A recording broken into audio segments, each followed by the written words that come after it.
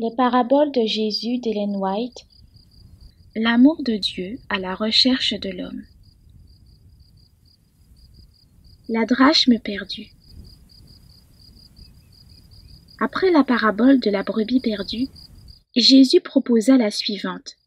Quelle femme, ce qu'elle a 10 drachmes, et qu'elle en perde une, n'allume une lampe, ne balaie la maison, et ne cherche avec soin, jusqu'à ce qu'elle la trouve.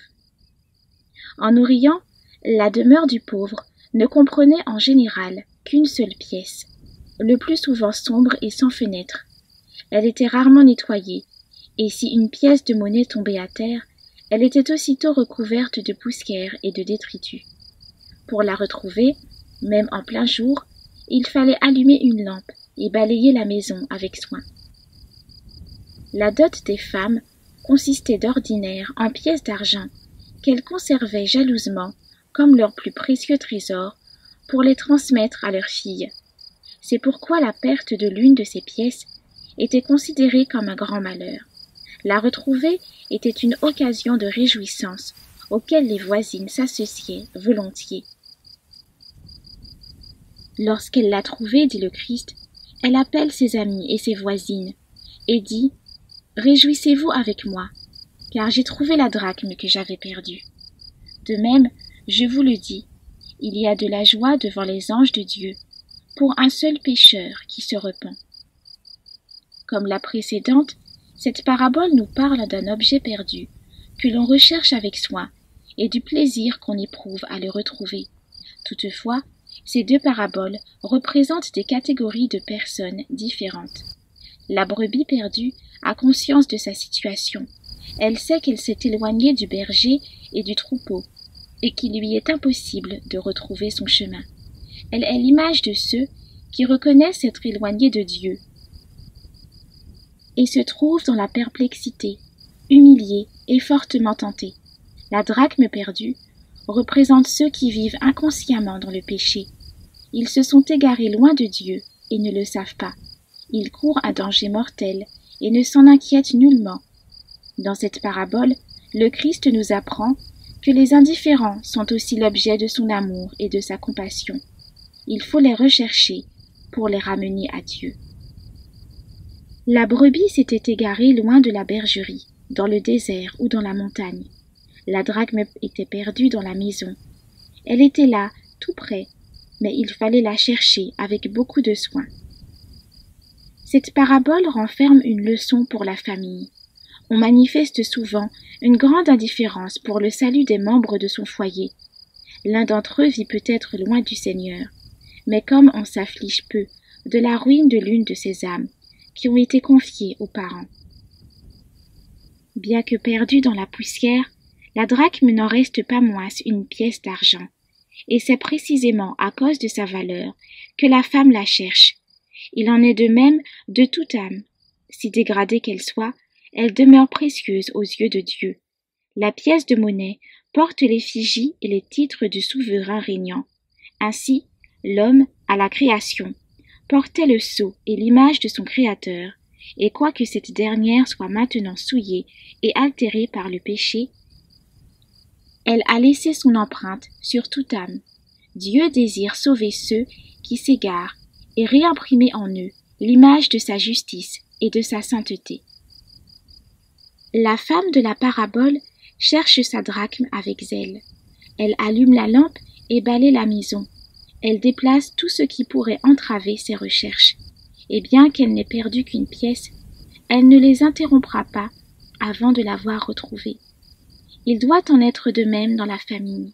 Si l'un des membres se perd, il ne faut rien négliger pour le ramener au Seigneur. Que tous les autres fassent un sérieux retour sur eux-mêmes et passent soigneusement en revue toutes leurs attitudes.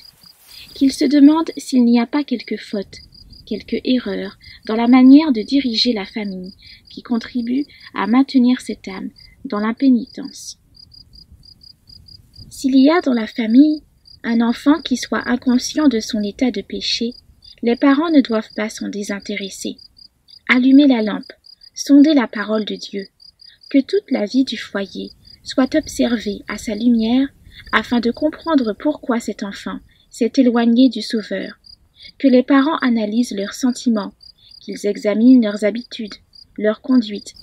Les enfants constituent l'héritage du Seigneur et nous devrons lui rendre compte de la manière dont nous aurons géré son bien. Certains couples désireraient travailler dans quelques missions étrangères et beaucoup se dépensent pour des œuvres chrétiennes, alors que leurs propres enfants ignorent l'amour du Sauveur. Trop de parents pensent qu'il appartient aux ministres du culte ou aux instructeurs religieux de les amener à la connaissance du Christ. Ils se déchargent ainsi d'une responsabilité que Dieu leur a confiée personnellement. Apprendre à suivre Jésus est la meilleure forme de collaboration que Dieu propose aux parents.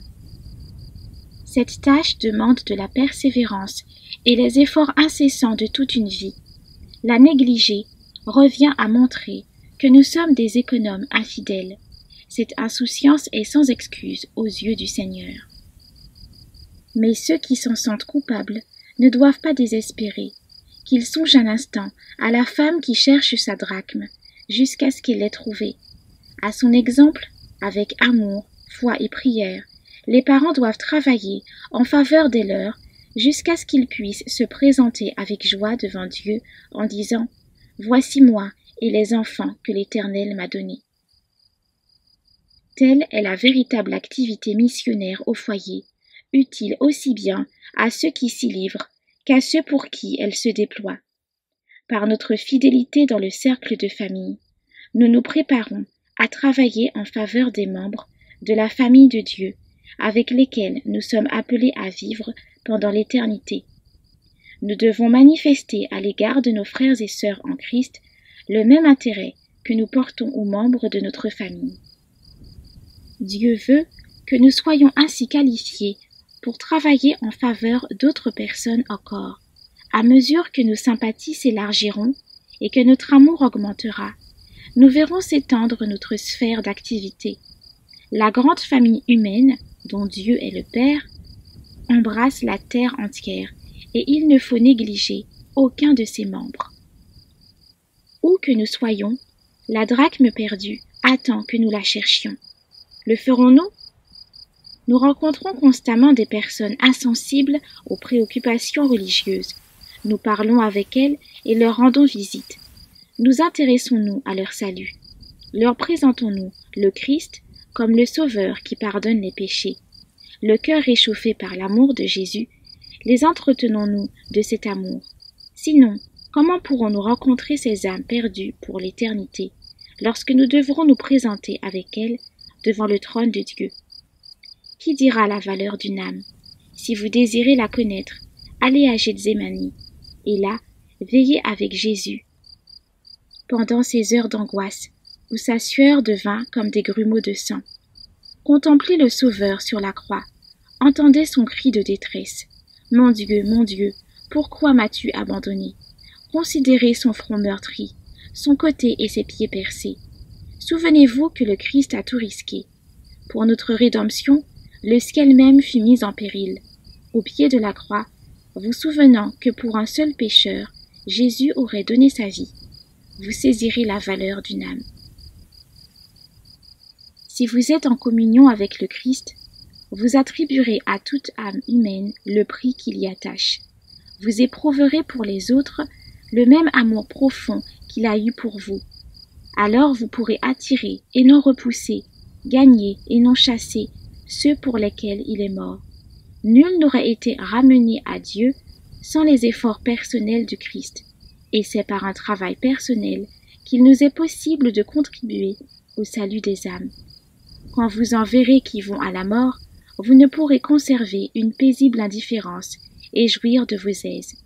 Plus grand est leur péché, plus profonde est leur misère, plus déterminés et plus affectueux doivent être vos efforts en vue d'assurer leur salut. Vous discernerez les besoins de ceux qui souffrent, qui ont péché contre Dieu et qui gémissent sous le poids de leur culpabilité. Votre cœur sympathisera avec eux, et vous leur tendrez une main secourable. Avec foi et amour, vous les conduirez auprès de Jésus. Vous veillerez sur eux, et vous les encouragerez. Votre sympathie et votre confiance les fortifieront contre les rechutes.